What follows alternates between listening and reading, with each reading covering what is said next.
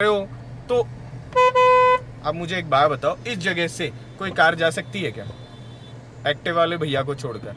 मगर आपके पास कॉमेट है। आप इतने से गैप के अंदर आप देखो भाई साहब, दोनों तरफ देख लो कि अगर ये कॉमेट ना हो तो यहां से क्या आपकी गाड़ी जा सकती है क्या? तो अगर कोई भी इंसान जयपुर शहर में रहता है या किसी भी ऐसे शहर में रहता है जहां पर बहुत ज्यादा ट्रैफिक है, हाईली रिकमेंडेड है। आप ये गाड़ी सोचकर बिल्कुल मत लो कि मुझे बड़ी साइज की कार लेनी है, लोग क्या कहेंगे, बल्कि आप वो कार लो जिसके बाद में आपकी जिंदगी आसान हो जाए। ये है क्योंकि ये रियर व्हील ड्राइव है, इसीलिए आप आराम से अपनी गाड़ी लेकर जा सकते हैं। जो भी जयपुर के लोग हैं वो सब जानते हैं कि इस रास्ते कार नहीं मोटरसाइकिल जाती है, मगर फिर भी हमने इस रास्ते इस कार को लेकर आए। And believe me guys, it's very comfortable and easy to गो।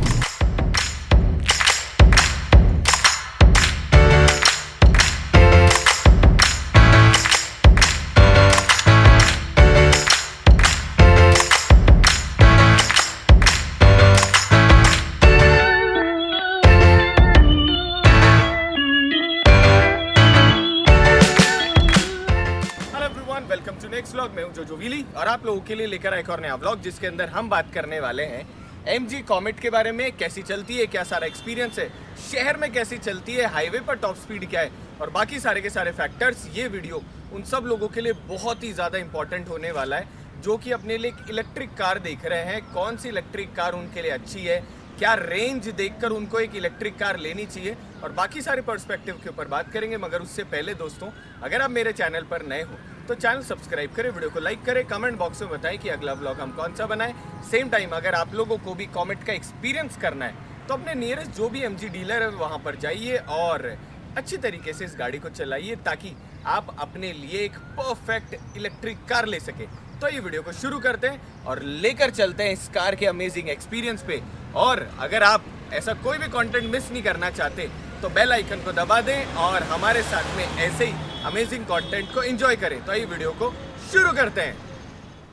सो दोस्तों, पेश करते हैं MG कॉमेट और सबसे पहले शुरू करते हैं चाबी से।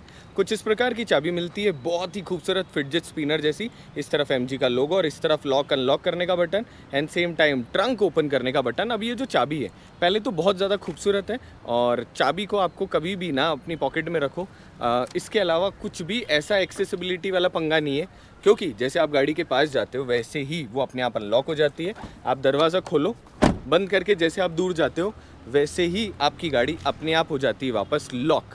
अब हमने आज वीडियो यहाँ से इसलिए शुरू करा क्योंकि चारों तरफ बहुत ही ज़्यादा अलग अलग प्रकार की गाड़ियाँ खड़ी, जिसके साथ में हम दिखा सकते हैं हमारा पर्सपेक्टिव कि MG कॉमेट की ऑल ओवर साइज़ क्या है। पर अगर टेक्निकली ऑल एग्जैक्ट साइज़ की मैं बात करूं तो लेंथ 2974 mm गाड़ी की ऑल ओवर लंबाई है। अगर मैं चौड़ाई की बात करूं तो 1505 mm चौड़ाई है और अगर मैं हाइट की बात करूं तो 1640 mm ऑल ओवर हाइट है। एंड सेम टाइम ये जो गाड़ी है इसके अगर मैं व्हील बेस की बात करूं तो 2010 mm ऑल ओवर इसका व्हील बेस है। अब ये तो रही ऑल ओवर साइज़ की बात जो कि हम किसी भी वीडियो में करते हैं। चारों तरफ आप देख सकते हो कि सारी गाड़ियों में सबसे छोटी MG कॉमेट आती है। दिखने में जितनी छोटी है अंदर उतनी ही ज़्यादा स्पेशियस है। सबसे बड़ी बात, कोनों पे इसके व्हील्स हैं। अगर व्हील की हम बात करें तो इस गाड़ी के अंदर आपको 145/70 R12 के बहुत ही ज़्यादा क्यूट छोटे टायर मिलते हैं। अब हमने क्योंकि गाड़ी को अच्छा खासा चला लिया तो इन टायर की परफॉर्मेंस और बाकी सारी चीज़ों के ऊपर बात करेंगे। अच्छे खासे टायर हैं बिल्ड क्वालिटी वाइज, और इस वीडियो के थ्रू हम आप लोगों को अच्छी तरीके से समझाने की कोशिश करेंगे कि हमको MG कॉमेट क्यों पसंद आई। तो आइए अंदर चलते हैं और बाकी सारी चीज़ों के ऊपर भी बात करते हैं। सबसे पहले अच्छा खासा बड़ा मजबूत दरवाज़ा और थैंक यू सो मच। जैसे ही आप गाड़ी के अंदर बैठते हो कोई भी अंदर की तरफ आपको बटन नहीं मिलता। ये जो जगह है यहाँ 2 बार आपने ब्रेक प्रेस करा and you are good to go. अब सबसे पहले शुरू करते हैं रेड बुल प्रॉपर। सबसे पहले शुरू करते हैं ऑल ओवर स्टीयरिंग की। सो इलेक्ट्रिकल स्टीयरिंग आपको मिलता है, बहुत ही ज़्यादा स्मूथ है और जिसे कहते हैं ना कि अगर मैं इसके ऑल ओवर कंफर्ट की बात करूं तो अमेजिंग कंफर्ट है, कोई भी इसमें शक नहीं है। और इसके अंदर 2 स्पोक होने के बाद में भी कोई प्रॉब्लम नहीं है। सेम टाइम आप अपनी चिट्टी उंगली से भी स्टीयरिंग को आराम से घुमा सकते हो। अब पहले तो बात कर लेते हो ऑल ओवर स्टीयरिंग कंट्रोल्स की। तो इस तरफ वाले जो कंट्रोल्स हैं ये तो देखो कोई काम के नहीं है। इस तरफ जब आप दबाते हो तो आपके पास में कुल मिला के ये जो फ्रंट वाली स्क्रीन है इसके ऊपर यहाँ पर ग्राफ चल रहा होता है। तो मेक्स नो सेंस। अब इस तरफ जो आपके पास कंट्रोल्स हैं ये बहुत ज़्यादा इंपॉर्टेंट है। सबसे पहले ऑडियो फंक्शन कोई आपको काम में लेना हो तो इससे दबा सकते हो। इसको ये है हमारे पास में फेवरेट बटन, जिसको हमने स्पेशली डेडिकेट कर रखा है कि इस बटन के थ्रू मुझको सिर्फ और सिर्फ मेरी गाड़ी के अंदर कोई भी म्यूज़िक पॉज करना हो ना, म्यूट करना हो, तो मैं इससे कर सकता हूँ। सेम टाइम पर वॉल्यूम कम या ज़्यादा करने के लिए यहाँ पर हमारे पास बटन आ गया, और उसके साथ में ऑडियो ट्रैक प्रीवियस नेक्स्ट करने के लिए सेंटर वाला जो बटन है, इससे मैं कॉल उठा या काट देता हूँ। अब क्योंकि हम टॉप मॉडल के अंदर हैं तो इसलिए टॉप मॉडल में आपको दो चीज़ें यहाँ पर मिल रही होती है। सबसे पहले इसके अंदर आपको 10.5 की आपको बहुत ही अमेजिंग यहाँ पर स्क्रीन मिल रही होती है, एंड सेम यहाँ पर 10.25 की यहाँ पर आपको स्क्रीन मिलती है। अब ये जो स्क्रीन है इसके भी आपको मैं क्या करता हूँ, मैं ऊपर से लाइट जो है इसको थोड़ा सा साइड में कर लेता हूँ। सो इसमें जो फंक्शंस हैं वो भी आप लोगों को अच्छी तरीके से दिखा देते हैं। अब एक्शन कैमरा का कुछ तो फ़ायदा उठाएं। तो सबसे पहले ये वाली जो स्क्रीन है इसके अंदर यहाँ पर क्या करंट वोल्टेज है, क्या करंट जो है करंट है वो दिख रहा है। अभी हमारी स्पोर्ट्स मोड के अंदर है। ऊपर की तरफ रीजनरेशन मोड है कि आपने उसे नॉर्मल रख रखा है किसमें। इस तरफ हमारे पास ऑडोमीटर है। अभी तक हमने इस गाड़ी को चलाया है 6982, तो अप्रॉक्सीमेटली 7000 किलोमीटर हम इसको चला चुके हैं। बीच के अंदर अभी आपको गाड़ी दिख रही है जिसमें जैसे मैं ब्रेक छोड़ रहा हूँ वैसे ही, मतलब ब्रेक प्रेस करा तो ये दिख रहा है। अगर मैं इंडिकेटर्स छोड़ो, इंडिकेटर भी छोड़ो, अगर मैंने दरवाज़ा भी खोला तो यहाँ पर इसके अंदर दिख रहा होता है कि आपने अभी अभी दरवाज़ा खोला है। तो ये तो रही ये सारी चीज़ें। अब स्पेशल चीज़ से शुरू करते हैं जो कि मेजर फैक्टर है, वो ये है कि अगर मैं MG कॉमेट चलाता हूँ, मैं एक काम करता हूँ, मैं ब्लोअर की थोड़ी सी स्पीड कम कर देता हूँ, क्योंकि देखो दोस्तों हमारा मेन गोल है इस पूरे के पूरे वीडियो के अंदर आप लोगों को ये समझाना कि अगर आप इलेक्ट्रिक कार ले रहे हैं तो किन लोगों के लिए ले रहे हो। तो सबसे पहले आप अगर माने कि अगर आपको पॉइंट A से पॉइंट B जाना है और आप चाहते हो कि यार आपकी फैमिली परेशान नहीं हो धूप में, तो आपको एक इलेक्ट्रिक कार लेनी चाहिए। हमने ये वाला टॉपिक इसलिए वीडियो में स्टार्टिंग में रखा है क्योंकि कंक्लूजन में हम इसके ऊपर बात करेंगे, मगर स्टार्टिंग में दूसरा पॉइंट रख लेते हैं। दूसरा, इलेक्ट्रिक कार उन लोगों के लिए बहुत ज़्यादा इंपॉर्टेंट है जो कि अच्छा रोज ट्रैवल कर रहे हैं और उनको थोड़ा सा पैसा बचाना है, एंड मोस्ट इंपॉर्टेंट जिनको गाड़ी साइलेंट चाहिए, ऑटोमेटिक चाहिए। तो ये सारी चीज़ें आपको मिल जाती है इलेक्ट्रिक के अंदर। जैसे जैसे वीडियो आगे बढ़ता जाएगा वैसे वैसे कौन किन लोगों को इलेक्ट्रिक कार लेनी चाहिए इसके ऊपर भी हम वीडियो में बात करते जाएंगे। अभी चलते हैं, काम करते हैं, गाड़ी को चलाना शुरू करते हैं, और हो सका तो आप लोगों को जयपुर के कुछ ऑटोमोटिव जो लवर्स हैं जिन्होंने अभी तक कॉमेट नहीं चलाई, उन लोगों को एक्सपीरियंस भी कराएंगे और उन बड़े भैया लोगों से भी मिलवाएंगे। अब दोस्तों आप लोगों को दिखाते हैं कि कॉमेट चलती कैसे। तो सबसे पहले आपको 2 बार ब्रेक प्रेस करना होता है। ब्रेक प्रेस करने के बाद में पावर विंडो दोनों के दोनों है और दोनों ऊपर की तरफ है। यहाँ से हमने इसको डाला D के अंदर। अगर हमने इसको अभी देखो आप वापस इन में ही है, अगर मैं वहाँ पर ब्रेक नहीं दबाता तो यहाँ पर अगर मैं इसको दबाता हूँ कोई फर्क नहीं पड़ता। जैसे ही मैंने ब्रेक दबाया, D में डाला, now I am good to go. जैसे आपने D में डाला वैसे यहाँ पर आपको D लिखा हुआ आ गया। सेम टाइम पर मैं अभी आप लोगों को ये भी चीज़ बता देता हूँ, 6982 किलोमीटर अभी ऑडोमीटर में रीडिंग आ रही है, और उसी के साथ के अंदर 92% हमारे पास बैटरी है।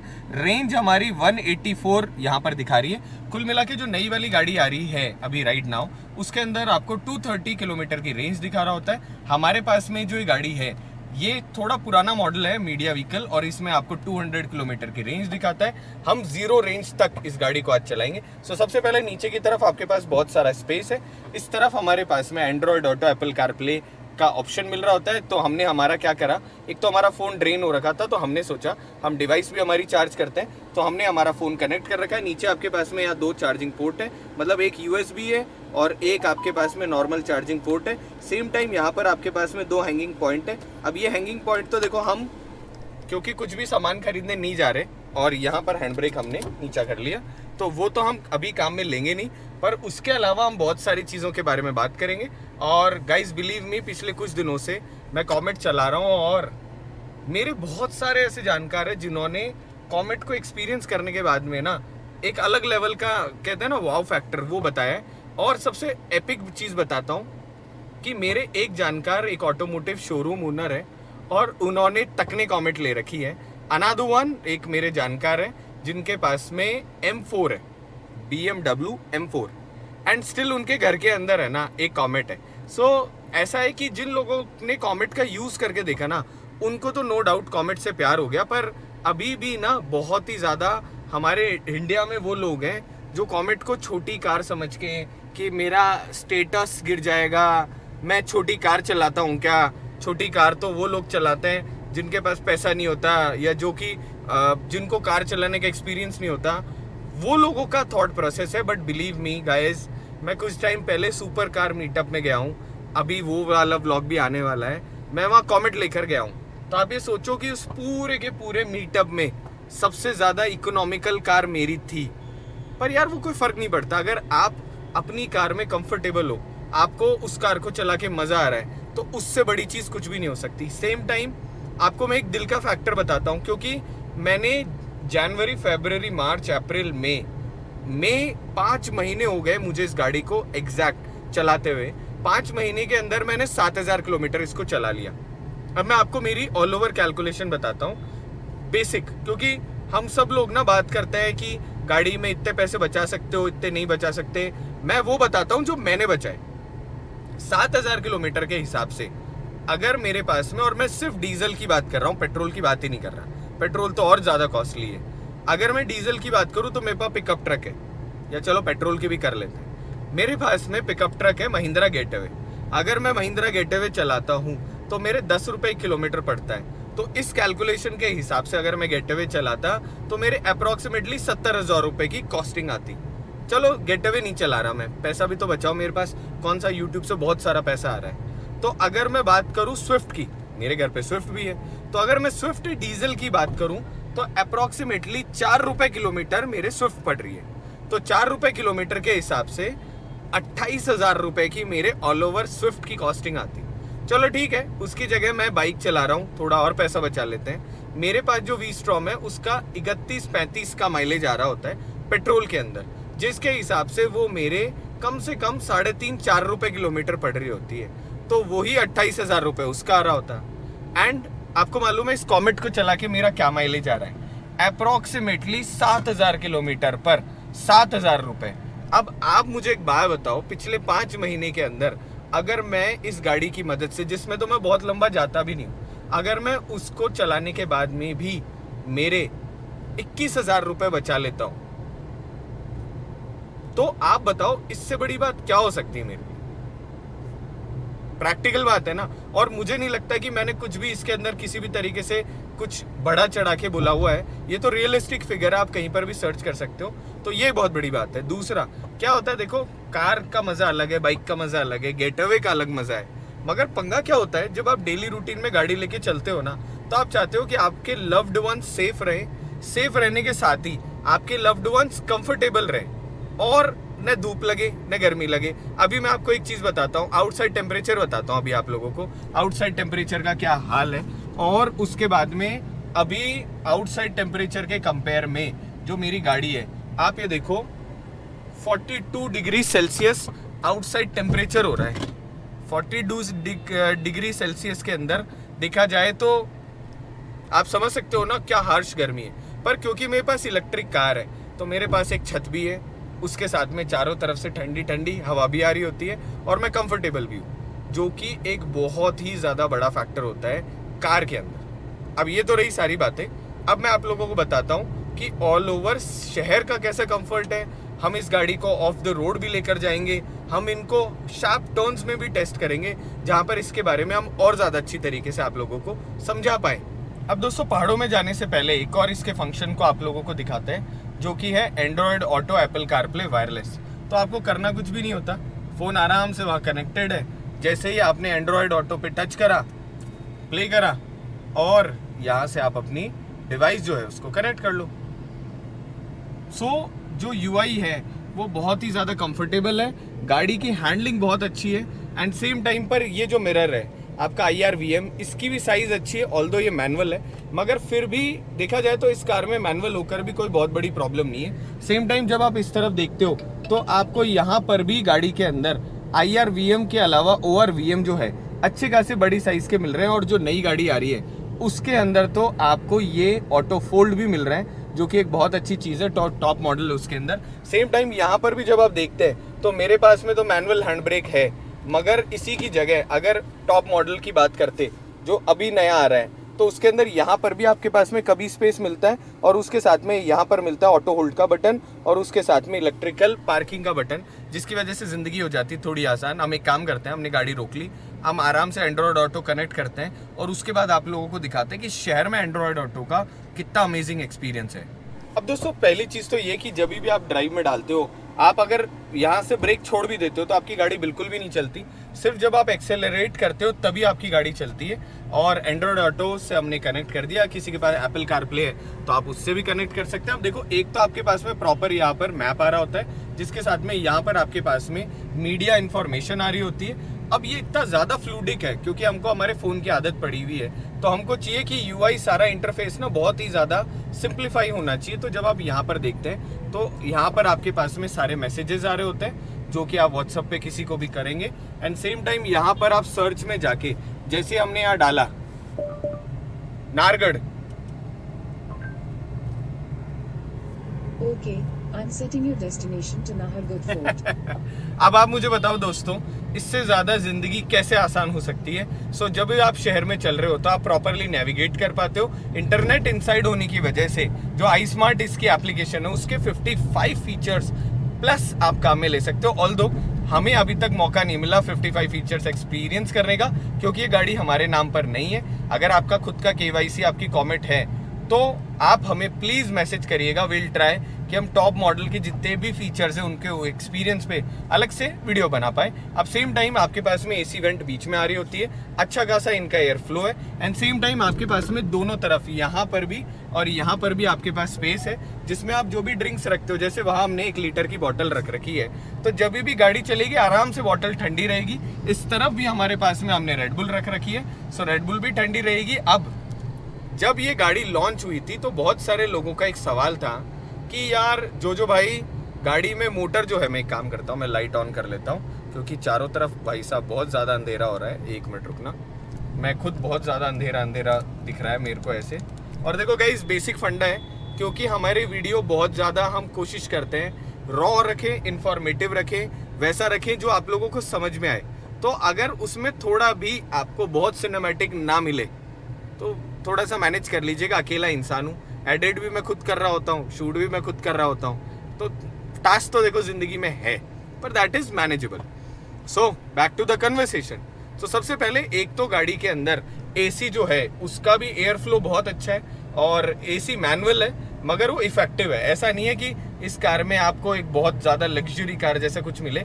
लग्जरी की हम बात करें तो एक तो इंटीरियर बहुत प्लश है, आपको चारों तरफ देखो बिल्कुल एरी फील हो रहा होता है। चारों तरफ की विजिबिलिटी बहुत अच्छी है, मतलब मुझे इस विजिबिलिटी में कोई भी प्रॉब्लम नहीं आई। ऑल्दो सिर्फ ये जो पिलर है ये हल्का सा ब्लाइंड स्पॉट क्रिएट कर रहा था, मगर जब हम इसको काम में ले रहे होते हैं ना तो हम यूज्ड टू हो जाते हैं। और इस प्रकार की जो भी गाड़ियाँ आएगी उन सब में यहाँ पर आपके पास में थोड़ा बहुत ब्लाइंड स्पॉट तो आएगा ही आएगा।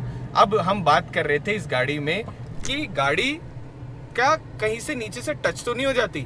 इतने छोटे व्हील्स हैं और उसके साथ के अंदर गाड़ी जो है उसमें पीछे की तरफ जो सेटअप है मोटर वाला वो थोड़ा सा नीचे है। सो दोस्तों, मैं बताना चाहूँगा आपको, जयपुर जैसे शहर में जहाँ पर मैंने इस गाड़ी को चलाया है, ऑफ द रोड हर जगह चलाया है, उसके बाद में भी मुझे इस गाड़ी को कहीं पर भी ये प्रॉब्लम नहीं आई कि ये कहीं पर टच हो सकती है। पर होता है ना कि कोई भी चीज़ परफेक्ट नहीं होती। तो अगर मैं कॉमेट की बात करूँ तो मुझे सिर्फ 1-2 फैक्टर ऐसे लगे जिनके बारे में भी हम बात करेंगे, क्योंकि ये वीडियो जो है, ऑल्दो कंपनी ने हमें गाड़ी दी है, पर ये हमारा गोल है कि हम वीडियो को बिल्कुल क्लियर रखें। अब पहली चीज़ जो मुझे सबसे ज़्यादा थोड़ी अलग लगती है वो ये है कि इस गाड़ी के अंदर ना हॉर्न जो है, ये जो हॉर्न है इसकी आवाज़ थोड़ी सी ऐसी है जो अंदर ज़्यादा सुनाई देती है। बाहर तो सुनाई दे कोई प्रॉब्लम नहीं है, मगर अंदर आप देखो, अंदर भी आपको ये आवाज़ सुनाई देती है। ये मुझे कहीं ना कहीं छोटा मोटा इसमें प्रॉब्लम लगता है। दूसरी चीज़ जो मुझे लगी, ऑल्दो वो मैनेजेबल है, क्योंकि आज के टाइम बहुत सारी कार ब्रांड जो है वो स्टेपनी नहीं दे रहे हैं। इस गाड़ी के अंदर आपको टायर इन्फ्लेटर मिलता है, भारत की और भी जो ब्रांड है उनमें भी आपको टायर इन्फ्लेटर मिलता है, मगर क्योंकि कहते हैं ना हम हरदम कुछ ना कुछ ज़्यादा एक्सपेक्ट कर रहे होते हैं, तो मुझे ऐसे लगा कि कार के अंदर ना स्टेपनी देना एक अच्छी बात है।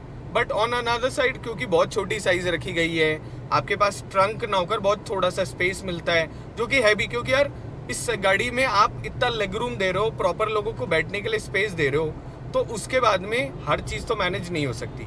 उस वजह से मुझे थोड़ा सा ऐसे लगा कि अगर स्टेपनी होती तो फ़ायदा है, नहीं है तो भी वो मैनेजेबल है। अब इस वक्त जो मेरी सेटिंग्स हैं, जो मैंने गाड़ी में कर रखी है, वो ये है कि एक तो जब से मैंने चलाना शुरू करा है ना, तब से इसे स्पोर्ट्स में चलाता हूँ, क्योंकि भाई साहब स्पोर्ट्स बहुत पेपी है। जब आप कहीं से भी आपको ओवरटेक करना होता है ना, then you are good to go. दूसरा, आपके पास में बहुत सारा स्पेस है, आराम से आपका पैर नीचे की तरफ है, वॉक थ्रू आपको केबिन मिल रहा होता है, गाड़ी आप कहीं पर भी पार्क कर दो। अब अगली बात पर आते हैं, जो कि है वॉक थ्रू केबिन के बाद ग्लास की। अब देखो, इस गाड़ी में आपको बहुत बड़े दरवाजे मिलते हैं, दरवाजे मजबूत भी बहुत है। सेम टाइम जब आप ऐसे देखते हो ना, तो आपको कहीं पर भी कोई फ्रेम नहीं दिखता, जिसकी वजह से आप और ज्यादा यहाँ पर एरी फील करते हो। मगर इसका एक डिसएडवांटेज भी है, वो ये है, आपने गाड़ी शहर के लिए बनाई, बहुत अच्छी बात है, मगर जैसे इस गाड़ी को आप शहर की उन तंग गलियों में कई बार खोलते हो, क्योंकि दरवाजा बड़ा है, तो कई बार वो दरवाजा आपको थोड़ा सा परेशान कर सकता है पूरी तरह खोलने में। But on another side, till now, जब तक मैं इस गाड़ी को काम में ले रहा हूँ, मुझे हद मार के 1 से 2 बार ये महसूस हुआ है कि यार ये दरवाजा बहुत बड़ा है। अदरवाइज उसको छोड़ के, बड़े दरवाजा होने की वजह से आप देख सकते हो कि आपको जो इस गाड़ी में खुला महसूस होता है ना, वो मुझे लगता है यार एसयूवी में भी नहीं हुआ। मुझे बड़ी एसयूवी के अंदर भी वो वाली फीलिंग नहीं आ पाई जो कि इसके अंदर है। सेम टाइम पर चलाने का मजा इसका ऐसा है कि ऐसा लगता है ऑटोमेटेड कार चला रहे हो, ऐसा लगता ही नहीं है कि एक होता है ना अपने आप ही चल रही है। And believe me guys, I really wish future की टेक्नोलॉजी के साथ में इस गाड़ी के अंदर ये अपने आप चलने वाला अगर ऑप्शन आ जाए, भाई साहब जिंदगी में मजा आ जाए। एंड मुझे ऐसा लगता है आज नहीं तो कल एमजी ये वाला फीचर भी लेकर आएगी कि जो सेल्फ ड्रिवन कार होती है ना, कि आप उसमें बैठो, टाइम डिस्टेंस डाल दो और वो अपने आप आपको वहां पर लेकर जा रही है। वो आज नहीं तो कल एमजी कॉमेट में अगर आएगा तो आप बहुत ज्यादा कंफर्टेबल रहोगे। फ्रंट अगर सीट्स की बात करूं तो अच्छी, बहुत चौड़ी सीट है, बल्कि आप ये देख सकते हो इसके रेफरेंस में कि सीट की जो चौड़ाई है ना, वो इतनी ज्यादा है कि आप इसके ऊपर ओवर कंफर्टेबल बैठ रहे होते हो। और मुझे सीट में कोई शिकायत नहीं है। शिकायत थोड़ी सी इस बात पर है क्योंकि इंटीरियर वाइट आता है और हम रह गए थोड़े से जंगली, तो इस वजह से जब भी हम इस गाड़ी को शहर में लेकर चल रहे होते हैं तो एक पंगा ये आता है हमारे साथ में कि गाड़ी यार गंदी हो जाती है। मतलब इंटीरियर तो गंदा नहीं होता, वो तो मैनेजेबल है, सीटें गंदी होती है। तो जो भी लोग कॉमेट खरीदने वाले हैं, ये उन लोगों के लिए हार्डकोर सजेशन है, प्लीज डार्क कलर के सीट कवर लगा लेना, तो ही जिंदगी सॉर्टेड रहेगी। अदरवाइज देखो, हम जैसे रहोगे तो गंदी गाड़ी करते रहोगे। यहाँ पर आप देख सकते हो कि इधर की तरफ भी हमने एक कवर रखा हुआ था, वो just because of this reason, क्योंकि वाइट इंटीरियर है। मगर on another side white interior होने की वजह से आपको अंदर की तरफ बहुत ही ज्यादा ओपन फील हो रहा होता है और गाड़ी का इंटीरियर बहुत प्लश लगता है, जो कि एक बहुत बड़ा फैक्टर है।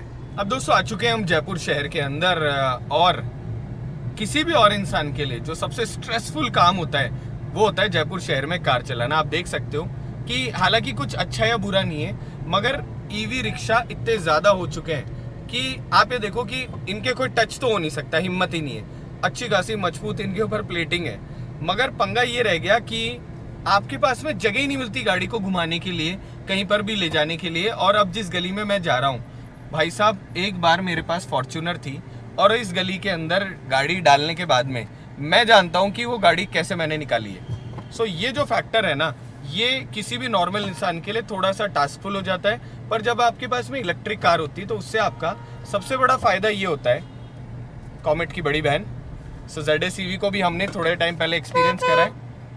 और देखो भैया, इधर की तरफ आपके पास जगह है, मैं क्या करूं, मैं कहां से जाऊं इसको लेकर। अब ये डूड जो है, ये तो यहाँ पर खड़े हो गए मेन रोड पर गाड़ी को लगा के, पर ये आपको मालूम है कि ये जो जगह दिख रही है, यहाँ से तो आप नहीं ले जा सकते, है ना। स्वैग ही अलग है भाई का। पर क्योंकि आपके पास कॉमेट है, हाँ घुमा ले आराम से घुमा ले, पर क्योंकि आपके पास में कॉमेट है तो आपकी जिंदगी थोड़ी सी सॉर्टेड आउट रहती है। इन सारी आफतों से मुक्ति पाने के लिए आप कॉमेट चलाओगे तो आपको ऐसे लगेगा कि हाँ यार, things are little bit sorted. अब जिसकी हम बात कर रहे थे वो ये थी सबसे पहली क्योंकि आपके पास में ऑटोमेटिक कार है, तो ऑटोमेटिक कार होने की वजह से जब आप इसे शहर में लेकर चलते हो तो आपके पैर में ना दर्द नहीं होता, और वो एक बड़ी चीज़ है। दूसरी बात, सपोज करो जब आप शहर में चल रहे हो या फिर आप दिल्ली में भी चल रहे हो, तो अब मुझे एक बात बताओ, इस जगह से कोई कार जा सकती है क्या, एक्टिव वाले भैया को छोड़कर? मगर आपके पास कॉमेट है, आप इतने से गैप के अंदर आप देखो भाई साहब, दोनों तरफ देख लो कि अगर ये कॉमेट ना हो तो यहां से क्या आपकी गाड़ी जा सकती है क्या? तो अगर कोई भी इंसान जयपुर शहर में रहता है या किसी भी ऐसे शहर में रहता है जहां पर बहुत ज्यादा ट्रैफिक है, हाईली रिकमेंडेड है, आप ये गाड़ी सोचकर बिल्कुल मत लो कि मुझे बड़ी साइज की कार लेनी है, लोग क्या कहेंगे, बल्कि आप वो कार लो जिसके बाद में आपकी जिंदगी आसान हो जाए। सामने की तरफ फिर एग्जांपल दिखा देता हूँ। तो पीछे की तरफ जो अंकल है, इनके पास डिजायर है। डिजायर गाड़ी में कोई बुरी बात नहीं है, बहुत अच्छी चीज है, मगर इस शहर के ट्रैफिक में जो कॉमेट आसानी से निकलती है दोस्तों, उतनी आसानी से कोई दूसरा व्हीकल नहीं निकल सकता। सो पहली चीज, हैंडलिंग बहुत अच्छी हो जाती है शहर में, इलेक्ट्रिकल आपके पास स्टीयरिंग मिलता है, आराम से आप अपनी गाड़ी को कहीं पर भी पार्क करके दबा करके खड़ी कर देते हो। और क्योंकि इलेक्ट्रिकल है तो आप अगर रेड लाइट पे 5 मिनट भी ज्यादा देर खड़े रहते हो ना, तो उसकी वजह से आपकी गाड़ी में आपको पैसा खर्च नहीं करना पड़ता। नहीं तो होता पता है क्या है कि बाहर से तो ठंडक आ रही है गाड़ी के अंदर, मगर क्योंकि बहुत सारा पेट्रोल डीजल खर्च हो रहा है तो आप तो गर्मी में ही मरते रहते हो। अब दोस्तों देखो, अगले फंक्शन जिसके बारे में हम बात कर रहे थे वो भी आप लोगों को दिखा देते हैं। हमारे साथ आ चुके हैं नए को पायलट, वेलकम। सो लक्ष्य और मैं, हम बहुत सारा कंटेंट क्रिएट कर रहे होते हैं, और क्योंकि ये शहर वाले लोग हैं तो हमने सोचा कि भाई को एक्सपीरियंस करवाते हैं, और एक्सप्लोर कराने के साथ ही अब हम जा रहे हैं सीधे के सीधे पहाड़ी रास्ते। तो हम जाते हैं सीधे के सीधे नारगढ़, क्योंकि हमने वहाँ का लोकेशन डाल रखा है, और एक्सपीरियंस भी कराएंगे और जयपुर शहर का ट्रैफिक भी दिखाएंगे। अब दोस्तों आ चुके हम स्टैचू सर्किल, और बात करते हैं कुछ और स्पेसिफिकेशंस की। सबसे पहले शुरू करते हैं बैटरी पैक से। सो कॉमेट के अंदर 17.3 किलोवाट आवर की बैटरी आती है, और साथ के अंदर अगर मैं परफॉर्मेंस की बात करूं तो 42 हॉर्स पावर की मोटर है जो रेयर के अंदर आती है। साथ के अंदर ये मोटर प्रोड्यूस करती है 110 Nm टॉर्क। अब सबसे पहले एक तो मोटर दिखा देते हैं कि ये बेसिकली ये सारी चीज़ें है कहाँ पे। सो जैसे आप नीचे की तरफ देखते हो तो यहाँ पर पीछे की तरफ आपकी पीछे डिफरेंशियल और मोटर लगी हुई है। सो ठीक है, थोड़ा सा नीचे झुकना इज ओके। और अगर ऑल ओवर लुक की बात करें तो बाहर की तरफ कुछ इस प्रकार का आपको बड़ा ग्लास मिलता है, जिसके साथ में पीछे बैठने के लिए भी आपको एक अच्छा डिसेंट ग्लास मिलता है, जिसकी वजह से अंदर बैठने पर आपकी बिल्कुल भी क्लॉस्ट्रोफोबिनेस नहीं होती। सेम टाइम पर गाड़ी को पार्क करने के लिए जो असिस्टेंस है उसमें आपको यहाँ पर 2 पार्किंग सेंसर मिल जाते हैं। कितने एक्यूरेट है अभी हम गाड़ी चला के उसके बारे में बात कर लेंगे। एंड सेम टाइम यहाँ पर आपके पास में रिवर्स का आ जाता है कैमरा। सेम टाइम दोस्तों आपको जो बहुत ही ज़्यादा बड़ी साइज़ की कनेक्टिंग टेल लैम्प मिलती है, ऊपर की तरफ हाई माउंटेड स्टॉप लैंप, और उसके साथ में यहाँ पे रेयर के अंदर डीफॉगर मिलता है। उसकी वजह से आपकी एक्सेसिबिलिटी थोड़ी सी और ज़्यादा एनहांस हो जाती है। अगेन कोने पर भी जब आप देखेंगे तो अच्छे बड़े साइज़ के जो मिरर हैं भाई साहब, एक तो बहुत ज़्यादा मजबूत है क्योंकि ये गाड़ी शहर में चलने के लिए बनी हुई है। तो मैं आपको एक छोटा सा एग्जाम्पल दिखाता हूँ। कई बार क्या होता है, आप कितना ही तरीके से चल लो, कोने पे आप देखोगे तो यहाँ हल्के से स्क्रैच हो रहे हैं। तो आप ये देखो कि नई जो मॉडल आ रहा है इसके अंदर ही अपने आप रिट्रैक्टेबल भी है टॉप मॉडल में, मगर अगर मैं इनकी भी बात करूँ ना तो बिल्ड क्वालिटी वाइज इतने ज़्यादा स्ट्रॉन्ग है कि ये कई बार गाड़ियों के टच हो चुके हैं, चीज़ों के टच हो चुके हैं, फिर भी इनकी वो हालत है, कुछ भी इनमें नुकसान नहीं हुआ। सेम टाइम पर जो लाइट्स हैं इनका थ्रो बहुत अच्छा है। इस वीडियो के एंडिंग तक हम रात को इन गाड़ियों की जो लाइटों की रोशनी है वो भी आपको दिखाएंगे, ताकि ऑल ओवर जो एक्सपीरियंस है उसको देखकर आपको समझ में आए कि प्रैक्टिकलिटी कितनी है। किसी भी नॉर्मल कार के कंपेयर में इन लाइट्स की रोशनी एलईडी में बहुत अच्छी है। बेस वेरिएंट जो आता है उसमें हैलोजन आती है, आप चाहें तो बल्ब अपग्रेड भी कर सकते हैं। इस वाले वेरिएंट में क्योंकि एलईडी आती है, प्रोजेक्टर आते हैं, तो आप ये देखो कितने क्यूट प्रोजेक्टर हैं, तो इस वजह से इनकी भी रोशनी बहुत अमेजिंग है। सो दोस्तों अब हम बात करने वाले हैं गाड़ी के अंदर रीजनरेशन मोड की। तो सबसे पहले जब आप यहाँ देखते हो, ओह माय गॉड, थोड़ा सा ऐसे दिखाना पड़ेगा, तो अभी लाइट लिखा हुआ है रीजनरेशन मोड। हम क्या करते हैं, हमारी गाड़ी को अप्रोक्सीमेटली 40 की स्पीड में लेकर आए, और 40 की स्पीड में जैसे ही वो आई उसके बाद हमने पूरी तरह एक्सीलरेटर से पैर हटा दिया, और आप देख सकते हो कि अप्रोक्सीमेटली क्योंकि रीजनरेशन काम नहीं कर रहा तो गाड़ी जो है वो कितनी स्लो हो रही है। अब सबसे कम अगर आप रीजनरेशन मोड रखते हो तो इससे नुकसान सिर्फ इतना सा है कि आपकी गाड़ी की बैटरी वापस चार्ज नहीं होती। तो ये तो रहा पहला रीजनरेशन मोड। अब अगर आप रीजनरेशन मोड को चेंज करते हो तो यहाँ नीचे की तरफ जो बटन है इसको आप लॉन्ग प्रेस करके रखोगे और जैसे ही छोड़ोगे वैसे ही रीजनरेशन मोड हो चुका है हैवी। आप वापस देख लो, यहाँ पर हुआ हैवी। अब वही वापस हम 40 की स्पीड में गाड़ी को लेकर आते हैं और उसके बाद में आपको इस रीजनरेशन मोड का एक्सपीरियंस कराते हैं। सो हम आए 40 की स्पीड में, जैसे ही हमने एक्सीलरेटर छोड़ा वैसे ही गाड़ी की जो स्पीड है वो एकदम से नीचे की तरफ आने लग गई। अब इसकी अगर आपको आदत पड़ जाती है तो चीज़ें सॉर्टेड है। अब अगर आप अपनी गाड़ी के अंदर रीजनरेशन मोड हैवी रखते हो तो आप 1 फुट गाड़ी चलाने का अलग से एक्सपीरियंस कर पाते हो। 1 फुट का मतलब हो गया कि आपको बार बार ब्रेक के ऊपर टैप नहीं करना पड़ेगा। आप सिर्फ अपनी गाड़ी को एक्सेलरेटर दोगे, जैसे एक्सेलरेटर ड्रॉप करोगे अपने आप आपकी गाड़ी स्लो डाउन होने लग जाएगी।